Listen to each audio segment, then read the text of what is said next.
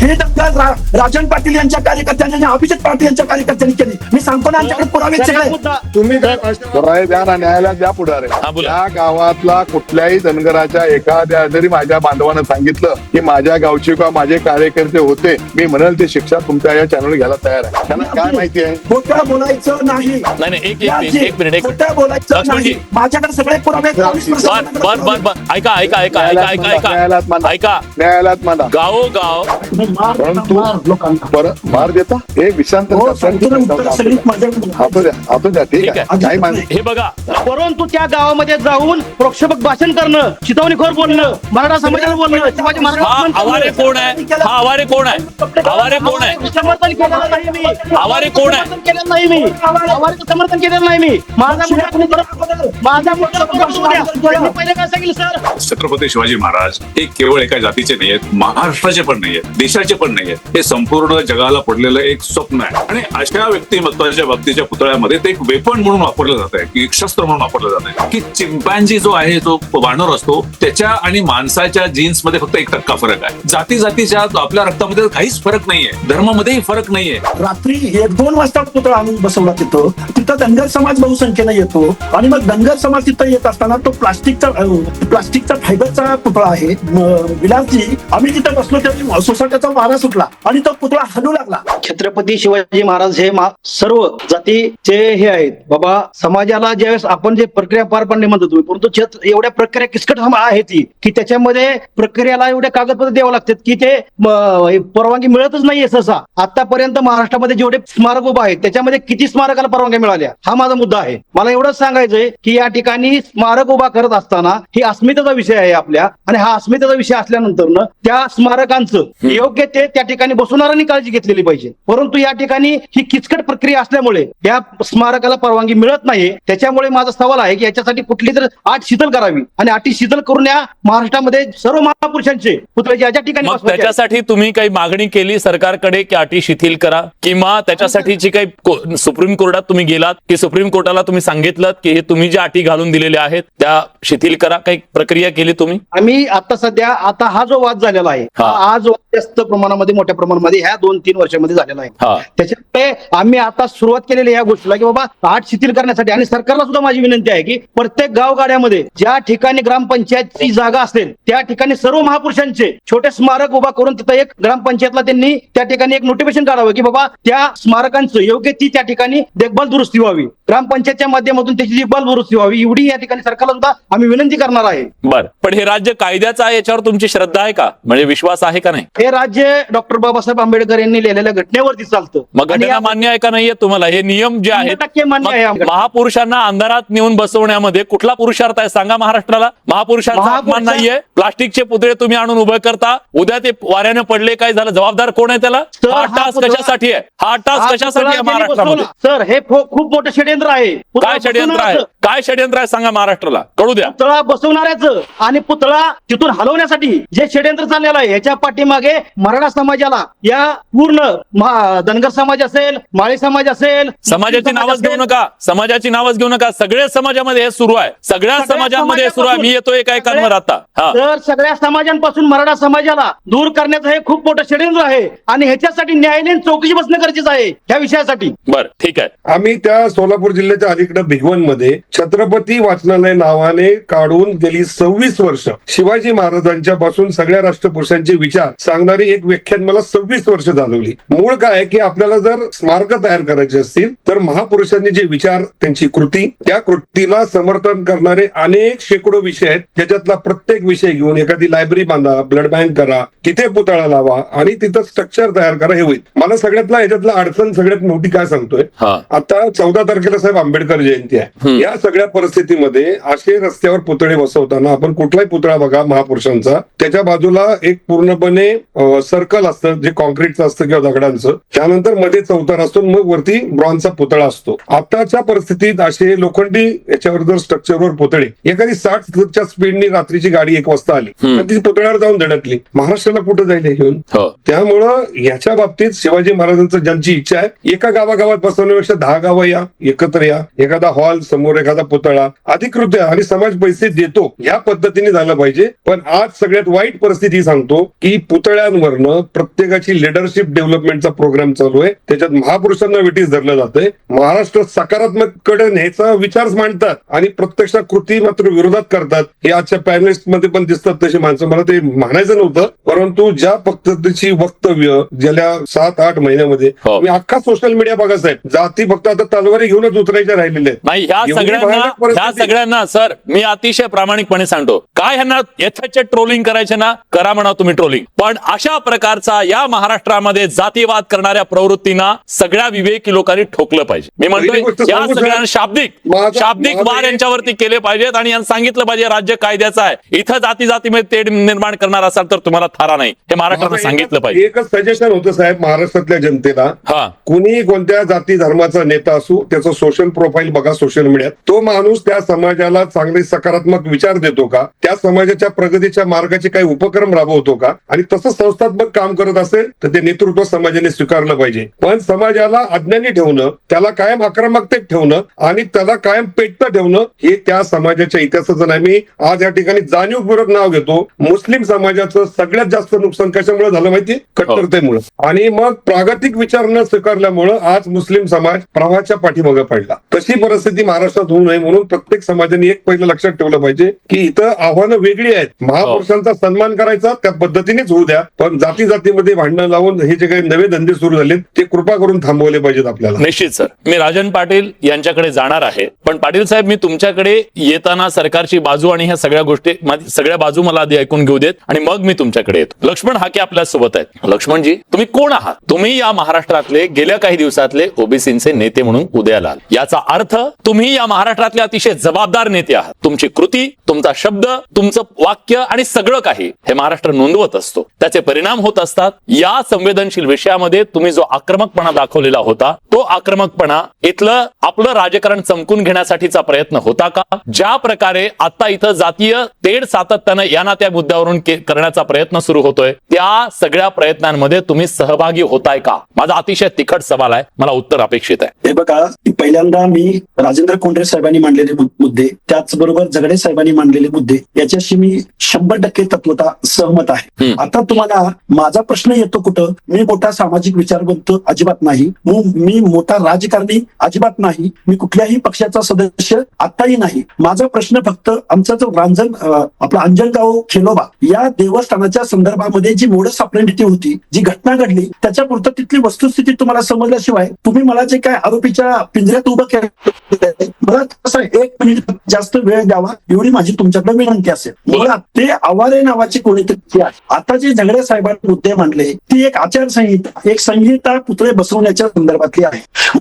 7 वर्षापूर्वीच त्या खेडोबाच्या नावावरूनच अंजनगाव हे त्या गावाचंच नाव खेडोबावरून आहे आणि तिथं बहुसंख्येनं धनगर समाज राहतो. तिथं यात्रा लाखोच्या संख्येनं भरते. तिथं रोज शेकडो हजारो लोक दर्शनासाठी येतात. आता ज्या महाशयाने हा छत्रपती शिवाजी महाराजांचा पुतळा त्या प्रवेशद्वारावर आणून बसवला, आम्हाला छत्रपती शिवाजी महाराजांचा पुतळा उभा करण्याला, स्मारक उभं करण्याला या महाराष्ट्रामधला एखादा मनोरुग्णच विरोध करेल. लक्ष्मण हाकेचा विरोध असायचा तर प्रश्नच येत नाही. एवढी तर माझी अजिबात वैचारिक दिवाळखोरी नाही. पण जी मोडस ऑपरेंडिटी होती त्यांची, रात्री 1-2 वाजता पुतळा आणून बसवला तिथं धनगर समाज बहुसंख्येनं येतो आणि मग धनगर समाज तिथं येत असताना तो प्लास्टिकचा फायबरचा पुतळा आहे. विलासजी, आम्ही तिथं बसलो त्यावेळी सोसाट्याचा वारा सुटला आणि तो पुतळा हलू लागल्यानंतर आम्ही तिथं बसलेल्या मंडळांच्या आमच्या डोक्यामध्ये एकच प्रश्न आला, जर या पुतळ्याला काही झालं तर आपल्यावरती प्रचंड मोठी इथं दंगल होणार आणि आपल्यावरती हे आरोप घेतले जाणार. हे एवढं मोठं दुःख आमच्या समोर होतं. एक तर ते धनगर समाजाचं आराध्य दैवत आहे आणि मग मी आक्रमक होण्याचा प्रश्न मी तुमच्या समोर मांडतो की हजारो वर्षापासून ते हेमाडपंथी मंदिर आहे. तिथं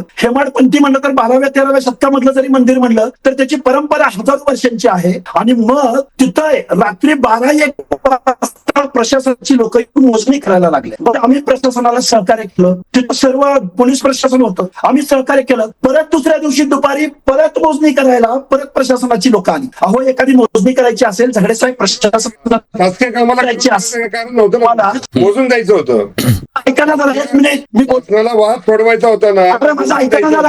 हा, नाही, मी त्यांचं सगळं ऐकतो, कारण माझे अनेक प्रश्न त्यांना आहेत. Yes. मी ऐकतो पहिल्यांदा, ऐकूया त्यांचं म्हणणं काय ऐकूया.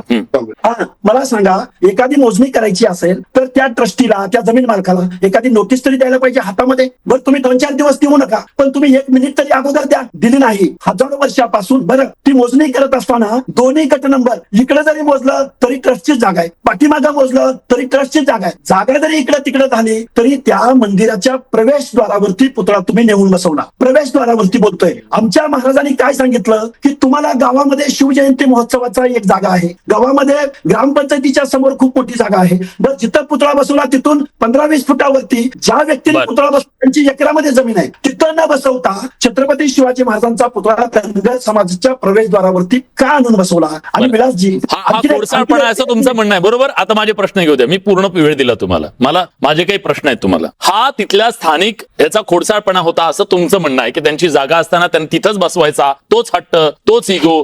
म्हणतो ना, महाराष्ट्रात ह्या स्थानिक लोकांच्या, तुमच्या नेत्यांच्या इगोपेक्षा महाराष्ट्र लय मोठा आहे, इथलं सामाजिक स्वास्थ्य लय मोठा आहे, हे कधीतरी समजा लक्षात घेणं गरजेचं आहे. तुम्ही जेव्हा जाता तो मुद्दा महाराष्ट्राचा होतो, प्रश्न जर स्थानिक पातळीवरचा होता, अतिशय गाव लेवलचा होता, तर तुम्ही तिथं गेल्यामुळे तो प्रश्न महाराष्ट्रभर भडकला असं नाही का वाटत? तुम्ही किंवा जरांगे पाटील असतील किंवा त्या समाजाचे इतर नेते असतील, दलित समाजाचे नेते असतील, ओबीसी समाजाचे असतील, वंजारी असतील, कुठले 18 पगड जातीचे त्या समाजाचे नेते जेव्हा तिथं जाऊन उभं राहतात तेव्हा तो प्रश्न स्थानिक राहतो का? विलासजी, मला प्रश्न आहे का? हा. विलासजी, मी सोलापूर जिल्ह्यातला आहे आणि ज्यांची जबाबदारी आहे की या प्रश्नामध्ये लक्ष घालून परिस्थिती निवळण्याची. आत्ताचे जे स्क्रीनवरती महाराष्ट्रातले नेते आहेत, राजन पाटील, हे ही परिस्थिती घडत असताना हे आमदार साहेब तिथे गेले का? हा प्रश्न त्यांना विचारा.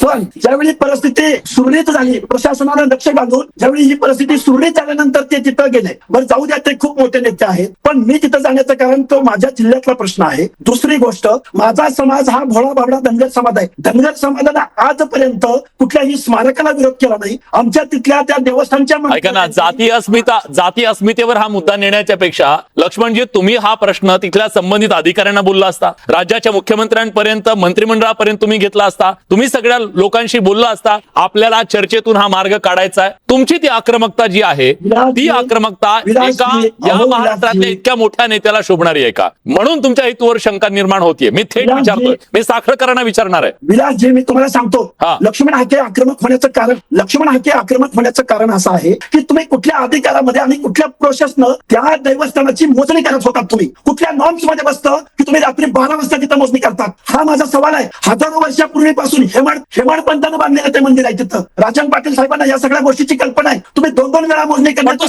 स्थानिक गावकरी सगळे मिळून एकत्र बसू शकले असते ना प्रश्न सोडवायला. माझा मेंढपाळ बांधव आहे. अहो, साधा झडपीचा मेंबर होऊ शकत नाही तिथं. बरं, ठीक आहे. 1 मिनिट. पुन्हा ती जाती असते वेगळ्या मुद्द्यावर मला ती चर्चा न्यायची नाहीये तुमच्या. म्हणजे काय? नाही, मला माहिती आहे काय.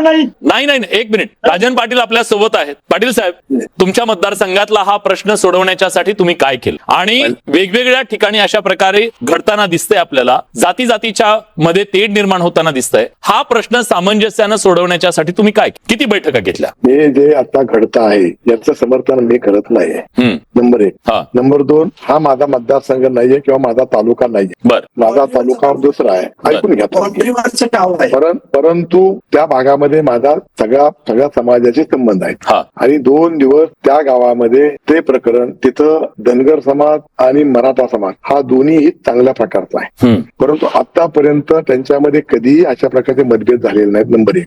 नंबर 2, जे मंदिर आहे ते मंदिर हे खेलोबा देवस्थान म्हणून जरी असलं तरी ते कुठल्या एका जातीचं नाही. बरोबर. त्या तिथं जाणारा हा सगळ्या समाजाचा वर्ग तिथं अतिशय भावनेनं जातो. त्यामुळं ते एका विशिष्ट समाजाचा आहे असं म्हणणं हे मला मान्य नाही. नंबर कुणाचं कुलपुरुष आहे? राजन पाटील साहेब, तुम्ही सांगा, ते कुलपुरुष कुलदैवत कुणाचं आहे? लक्ष्मणजी, मला खेलोबा देवस्थान सगळ्यांचं आहे आणि छत्रपती शिवाजी महाराज सुद्धा सगळ्यांचेच आहेत. शिवाजी महाराज आपण किती वेळा त्या गावाच्या जागा का निवडली या लोकांनी, हे सांगा मला. आपण या जागेचा प्रश्न आजचा नाहीये. या जागेचा प्रश्न हा गेल्या 20 वर्षापासूनचा आहे. आपण किती वेळा तो प्रश्न सोडण्यासाठी म्हणून करता गेला? आपण किती वेळा त्या मंदिराला भेट दिली? पाटील साहेब, हा प्रश्न बाहेरच्या लोकांनी येऊन वाढवला का? हा जो पुतळा उभारण्याची जी सगळी मी त्याच सांगतो ना, तेच ते सांगा, तेच सांगतो. कोण आहे ह्याच्या पाठीमागे कळलं ते- पाहिजे महाराष्ट्राला. तो पुतळा तिथल्या काय मराठा समाजाच्या मुलाने आणला हा आणि तो एसटी स्टँडच्या जवळ आहे जागा, हम्म. समोर आहे. छत्रपतींचा पुतळा हा सगळ्यांच्या समोर असा म्हणून तिथं त्याने ठेवला. हा आता त्याला ह्या जागेचा वाद आज नाही, हा जागेचा वाद हा 25-30 वर्षात परवानगी घेतली का त्या पुतळ्यासाठी? परवानगी त्यांनी कदाचित त्या मुलांनी घेतलेली नाही. का मग परवानगी न घेता अशा प्रकारे पुतळा का बसवला जातोय? ऐका ना, हा. त्याचं मी समर्थन करतच नाही ना, हा. मी कुठे समर्थन करतोय त्याचं. हम्म. परंतु येतो तुम्ही. हा वाद हा त्या देवतांची ट्रस्ट आणि ती मुलं एवढ्यात होतो आणि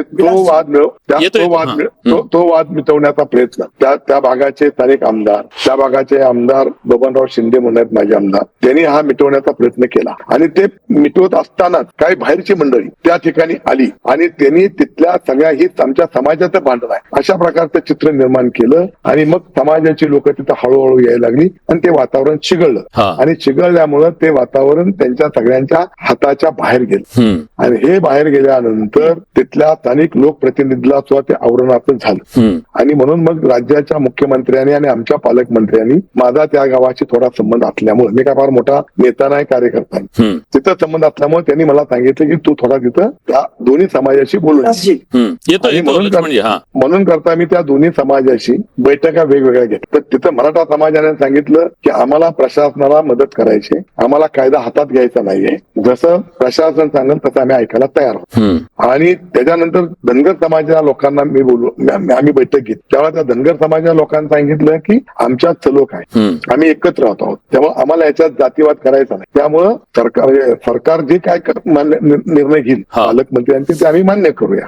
आणि हे सगळं झाल्यानंतर तिथे जे उपोषणाला बसले होते त्या उपोषणाला बसलेल्या जे काय आमचे तिथले त्या मंदिराचे ट्रस्टी होते, मग त्यांच्याशी चर्चा करायची जिल्हाधिकाऱ्यांशी, एसपी साहेबांशी आणि त्यांची चर्चा घडवून आणायची. आणि तिथं घडवणं हे शक्य नव्हतं कारण तिथं अनेक बाहेरचे लोक आले होते आणि ते तिथं अतिशय आक्रमक भाषणं करत होते, चेतवणीपूर्ण भाषणं करत होते. त्यांचं म्हणणं आहे त्यामुळं चुकीचं सांगतात सगळं. थांबा ना, त्यांचं मत जसं तुमचं मत तुम्ही मांडलं तसं त्यांचं मत त्यांना मांडू द्या ना. बाहेरचे याचं मला उत्तर द्यायचं त्यांना. द्या ना. तुम्ही कधी उत्तर द्यावं. माझा तो परिसर आहे तो 18 पगड जातीनं बसलेला परिसर आहे. त्या भागामध्ये एका ग्रामपंचायतची निवडणूक लागत नाही, विषयांतर करतो. मी जातीवर बोलत नाही, कुठल्या जातीचं समर्थन पण करत नाही आणि कुठल्या जातीचा तिरस्कार करत नाही. परंतु मार देता हे विषयांतर असू द्या ठीक आहे. काय हे बघा लक्ष्मणजी आपण मुद्द्यावर बोलूया. त्यांनी जो मुद्दा मांडलेला आहे त्या मुद्द्यावर तुम्ही बोला, वैयक्तिक जायचं नाही. हा मुद्द्यावर बोला. आता मी बोलू का ते बोलू द्या? लक्ष्मण हाकेंना बोलू देत, मी तुमचं ऐकलं सर. मला 2-3 प्रश्नांची उत्तर दिली त्यांच्या. भडकवण्याचं काम कोण करतंय आणि लक्ष्मणजी याचं उत्तर पाहिजे.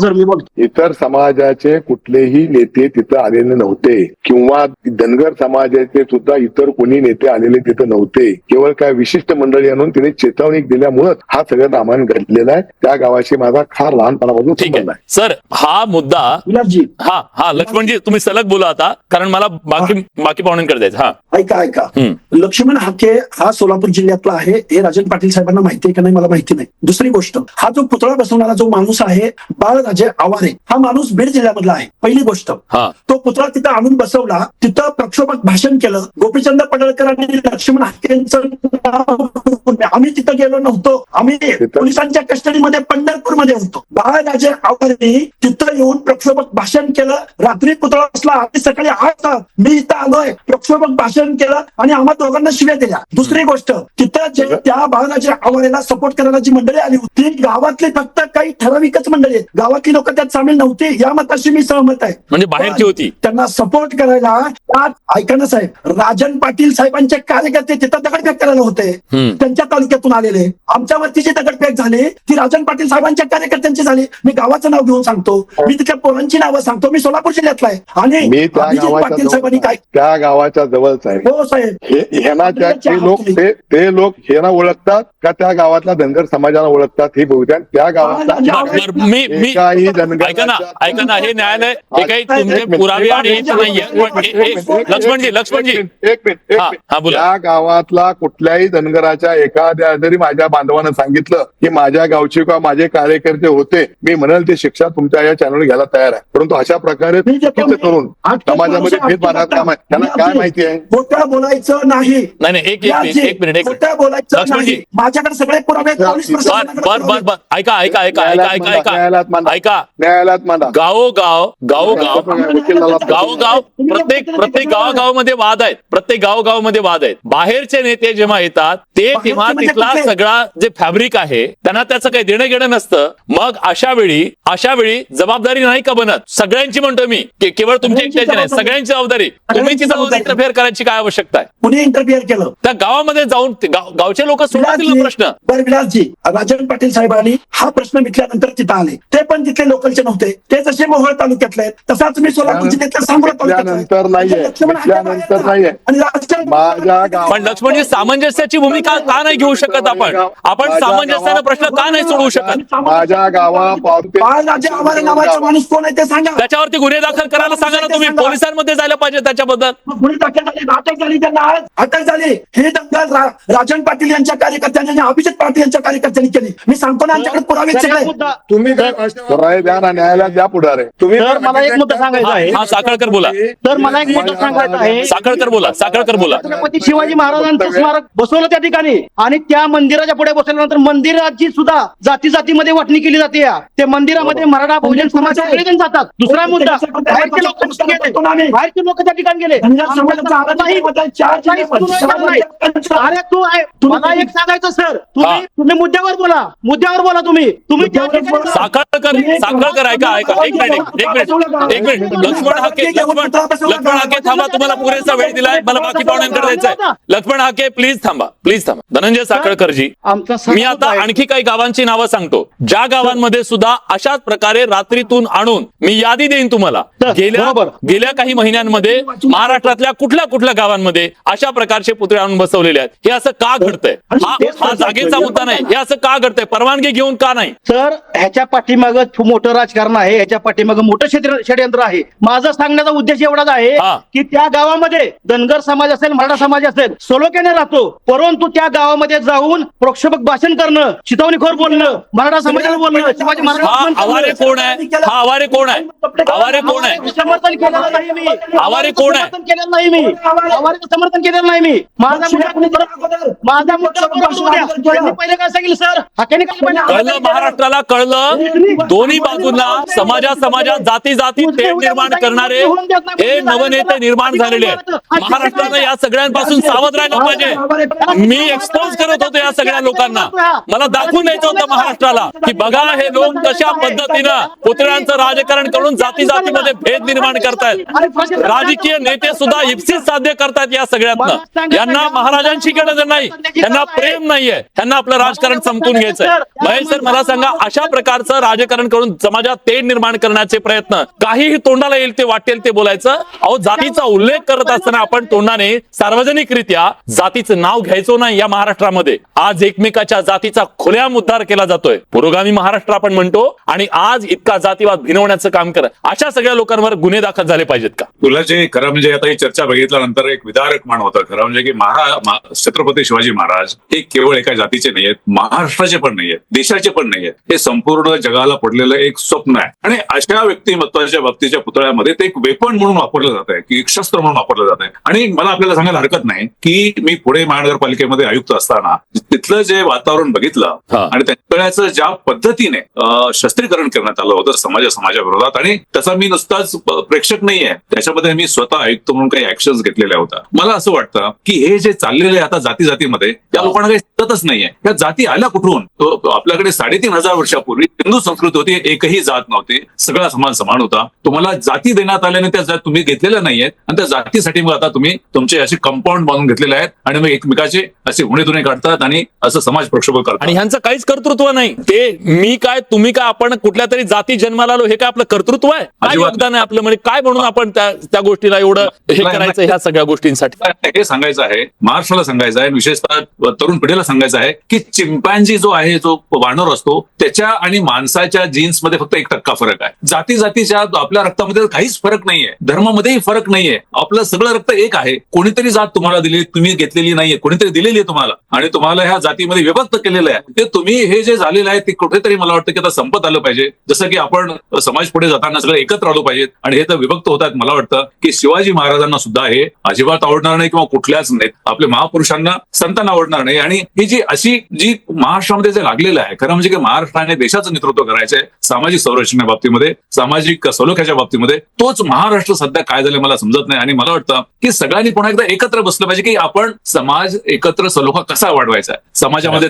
त्यांची खरं म्हणजे भांडण याच्यासाठी झालं पाहिजे की आपण एकत्र कसं यायचंय, आपण विभक्त व्हायचं नाही याच्यासाठी झालं नाही पाहिजे. पण मला वाटतं की हे जे काही चाललेलं आहे, आणि विशेषतः मला दुःख याचं होतं की छत्रपती शिवाजी महाराजांसारख्या इतक्या मोठ्या विभूतीच्या बाबतीमध्ये त्यांचा वापर केला जातोय. आणि हा वापर जो आहे मला वाटतं की दोन्ही बाजूनी कोणी खरं म्हणजे की ते मानवतेला, छत्रपती शिवाजी महाराज नाही, सगळ्या महापुरुषांचा अशा प्रकारे आपापल्या जातीमध्ये मी कुसुमाग्रजांची जी कविता आधी सादर केली ना सर, अरे आपण कोण आहोत? छत्रपती शिवाजी महाराजांनी या मातीमध्ये जन्म घ्यावा एवढं भाग्य आपलं आहे. आपण त्या भाग्यशाली परंपरेचे सगळे असताना सुद्धा आपल्याला जर त्यांचं तितकं मोठेपण कळत नसेल, त्यांना जर जातीमध्ये बांधत असू या सगळ्या महापुरुषांना, आपण आपल्या एवढे करंटे कोणी नाहीये. ह्या सगळ्या जातीच्या राजकारण्यांना एक गोष्ट सांगायची, नव्याने जे जन्माला आलेत ना, आता नव्याने उदयाला आले सगळे हे जातीचे नेते, तुमचं राजकारण होईल, तुम्हाला प्रसिद्धी मिळेल, तुम्हाला हेडलाईन मध्ये तुम्हाला जागा मिळेल, पण या महाराष्ट्राचं फॅब्रिक, या महाराष्ट्राचं संरचना हा महाराष्ट्र जर दुभंगला गेला जातीमध्ये, इतिहास तुम्हाला माफ करणार नाही, इथल्या